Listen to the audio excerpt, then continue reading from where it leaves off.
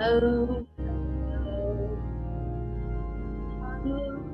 hello, welcome to Sex Church. Here we are. Oh my goodness. It's a new month. It's a new month here at Sex Church. And if it's your first time ever watching Sex Church, being with me here at Sex Church, hi, I love you. I'm so happy you're here.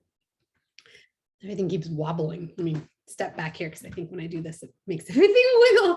Wiggle, wiggle, jiggle, jiggle. So Sex Church is a place for us to come every Tuesday at 1:30 p.m. Eastern. And every time that we meet together, something new happens. There's something new here, something fresh for you. This is a community congregation in the orgasmic art community of people who deeply want to understand that their church is their pleasure. Their church is their feeling. Their church is how deeply they love themselves. Their church is coming home to their body, to their erotic mastery. And so I am your Reverend, Genevieve, alongside Sabs, who will sometimes co-star as a Reverend. And we are here to really bring you into your magic. The church is not outside of you. The church is you. The prayers don't have to be outside of you. The prayers are within you. They come from your being. They are you. And our society has taken the power away from you, away from the individual over the years. And it is our job now, as we create a new society, one of love, one of connection, one of depth, one of sexual freedom, that we tap into this internal power over and over and over again, that we source all of our decisions from this internal power, that we love from this space. And so may every sermon, every study, sex study, every social sex church social that we have, may it bring you deeper into yourself.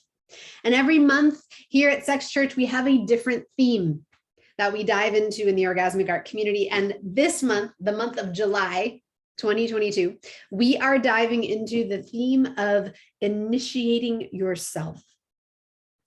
Now, I see this in my framework. I have a framework called the Orgasmic Arc, and it is a 6-step framework that I channeled from Mary Magdalene and her lineage. And the 6-step framework is a mirror of life itself. And it's also how we can track our openness, we can track our expansion, and we can bring ourselves back into ourselves more frequently and with more ease. So you don't have to go get it outside of yourself. Yeah.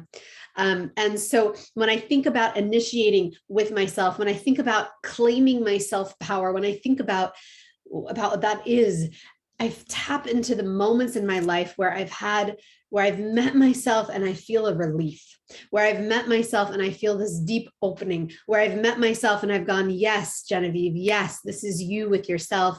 Now you can exhale. Yes, Genevieve, now you can love yourself. Yes, Genevieve, now you deserve to feel gratitude because you've done it. You've gone in, you always deserve to do gratitude, but now you can go in and you can say, I've done the work, I've met myself. Many of us, and how we're trained in society, is that when we have a challenge, we seek outside, we don't go inward, we don't find the root of the challenge. We don't think we're strong enough. And the truth of it is that you are so strong enough.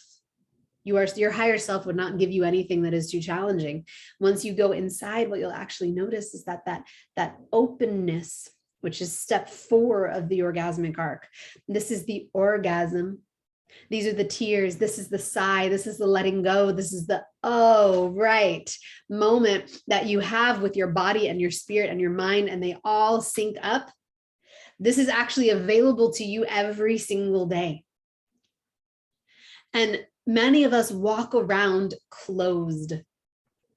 We show up closed. We show up barricaded. We show up protected. We don't know. We don't have this relief.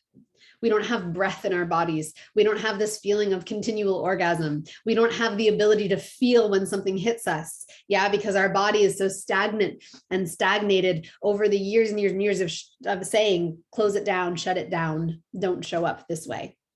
And so this openness that we speak of when we speak about step 4 is so that you can train your nervous system to remain open to all things. So that when I see something sad, I can let myself cry. So that when I see something angry, I can feel anger ripple through my body and then I can release it. The only times that emotion is a point of suffering.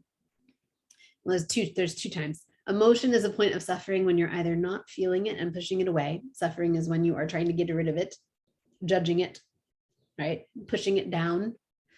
Yeah. Or when we don't allow it to move. Emotion is energy in motion. And when we're children, we're being raised in our society, we're taught your emotions are too big. Your orgasm is too big. Your expression is too big. The way that you open to the world is too much.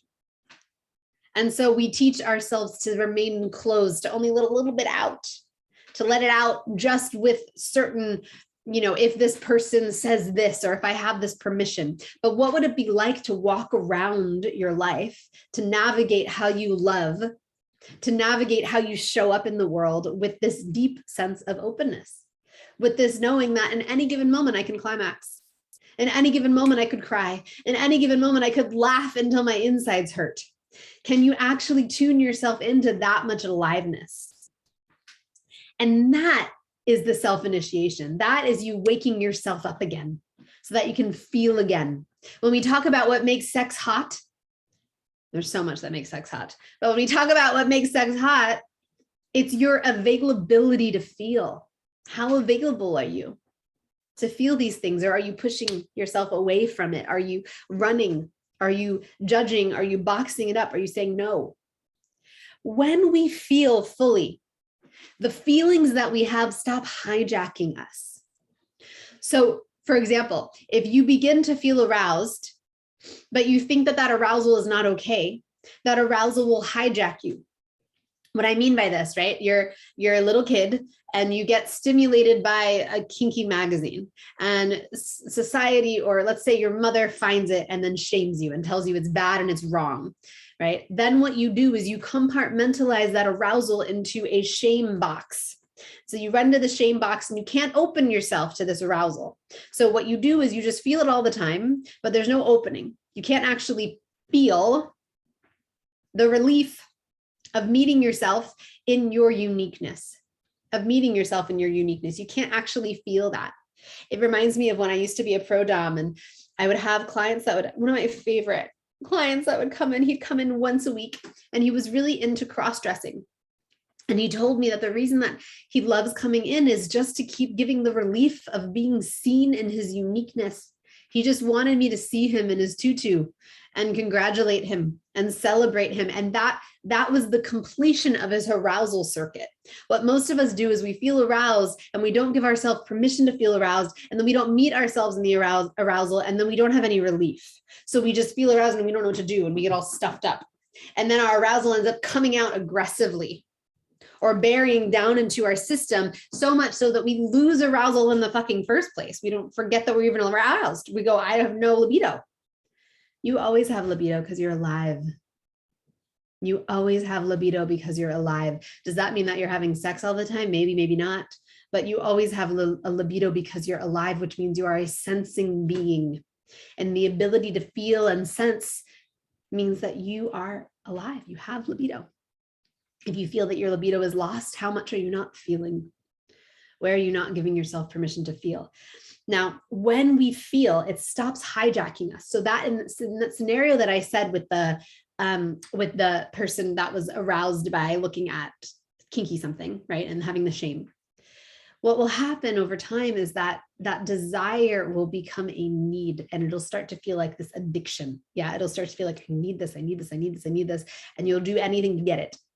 Or maybe you won't do anything and you'll just keep collapsing into it, and you'll just keep feeling the collapse forever and always, right? So the way to release that kind of addictive feeling of I can't open unless I have this.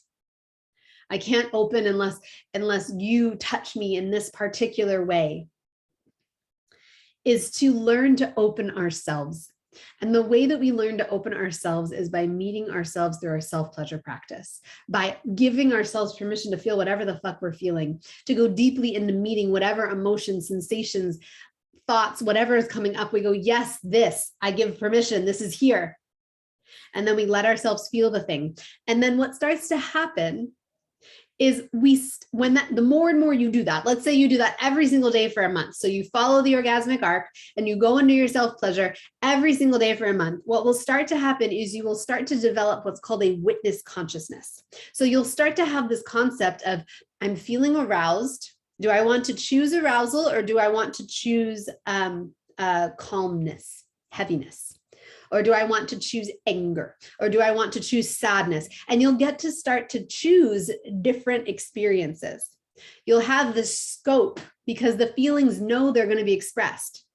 They trust you. They're like, well, if she doesn't self-pleasure right now, it's no problem because she'll self-pleasure tomorrow or in a few hours. If she doesn't have sex with her partner right now, it's not really a big deal because she's always turned on and aroused and she knows how to open herself. So if it happens, it's a bonus. She can have her cake and eat it too, but she doesn't need it. If she doesn't have the orgy right now, it's not really a big deal because she knows how to open herself and she walks around to let her life open and she feels so much. So if the orgy happens, great, she'll celebrate it, but the orgy doesn't need to happen. And we stop putting these, we start living open to the present moment so much. We start feeling so much that we stop putting these like, I need this thing in order to open, that goes away. And so in that, we reclaim our power. In that we go, I feel so much. And that's enough. Being alive and feeling is the gift. Being alive and feeling is the fucking miracle. It feels orgasmic to feel like this, to choose my emotions, to say, I'm going to feel fear right now. That is an orgasm. To say, I'm going to feel love right now, that is an orgasm. To feel, I'm going to feel the sensations in my vulva right now, oh my gosh, they're incredible, that is an orgasm. To feel what it feels to feel sick in your body, that is an orgasm. Do you feel that? That allowance of feeling means that you can remain open. And here's the other really cool twist on this. When you remain open, you'll start to notice that you will no longer create things in your life that force you to open. So for a long time in my life, I created drama. I created moments of contraction. I created just chaos. And then I would go deep into the drama and the chaos. And then I would feel this elation. I'd feel this like, oh gosh, we moved through it. We did it. This would happen in my partnerships all the time. We did it. We moved through that challenge. We're amazing. Oh my gosh, we're so much deeper. And then I would really feel like myself and I was in my mojo again. And I was like, yes, yes, yes. But during the drama, I was like, and I used to live like this all the time because I didn't actually know how to keep myself open. So what would happen is I'd open and then my aperture would go bloop, bloop, and then I would attract circumstances to come and open me again, to trigger me, to then move me into an openness state. So if I open myself every day, guess what? Those triggers don't happen anymore. And then you get all that energy back. You get all that energy back to just be alive, to love, to be present, to feel yourself, to create, to play how you want. Do you feel that? Because you're no longer, the universe isn't going, oh, let's go send Genevieve some drama so that she'll finally meet herself and pay attention to herself and then open herself and then feel amazing, right? Like, uh-oh, she's closed. We got to go send her something. That'll go away. Yeah, because every part of your life will start to feel open and you won't need to create that useless drama for any more reasons. You won't actually, it won't even align to you anymore. You'll be like, that's silly. I'm already open. Why would I go there? I don't need to do that. And that choice, that agency, that's emotional and sexual freedom. I have a choice. No matter what happens, I have a choice. I can choose. How do I want to feel right now? Do I have time to feel this? Do I have the presence to feel this? Or am I at amusement? Am I with my kid at an amusement park and now's not the time to feel deep rage and pain for my partner? Right? Like, can I hold that? Can I say, oh, rage is showing up? Do I want to feel this rage right now? Or what else is there? And you get to do that witness thing, right? Oh, there's also gratitude. Fascinating. Okay. Okay. There's also some sadness. Do I want that one? Maybe I'll feel that later. Okay. 7 p.m. tonight, I'm going to be with myself and I'm going to open myself and I'm going to feel all these feelings. But right now in this moment, I'm going to be open to the present moment. And then all the things you wanted to say in your self-righteous anger go away. Feel that? And then your day is not condensed around your drama. So your self-opening is your self-responsibility. This month, we're going to be working on this in the Orgasmic Art community. This is entirely free because I want the whole world to wake up to this, because this can change the planet if we learn that our self-responsibility, that tantra, that sex magic is actually you with yourself, your ability to alchemize, your energetic mastery. Like, that's it. From there, you are always in orgasm. You are always living in peace. Why wouldn't you? Unless you choose. And then you could choose it, and then you could just come right back when you're ready. So next week, every week in Sex Church, we do something different. And this month is all themed around opening yourself. Yeah, this month is all themed around opening yourself. I'm just looking up on the calendar so I don't give you the wrong information. Oh, tomorrow, I don't want to forget, tomorrow is Beyond Sex. This is our community event that we're doing. It's phenomenal. It's incredible. It's going to be all about connecting to one another and maintaining your sovereignty, all about deepening your relationships, but remaining in your personal power. Like, holy shit, it's going to be sex demos. It's going to be self-pleasure demos. I'm going to be working with you. You can jump up on stage, get coached by me. If you're in a partnership, then you're struggling, please come, because I can work with the two of you. Like, this event is for you. I'm going to be giving you so much juice for the next 3 days, Wednesday, Thursday, Friday. If you don't know about it and you want the link, just comment and my team will get you the link so you can sign up. Don't worry if it's last minute. I love you. Even if you watch this on Thursday, you can still come in whenever you want. Okay. I get it.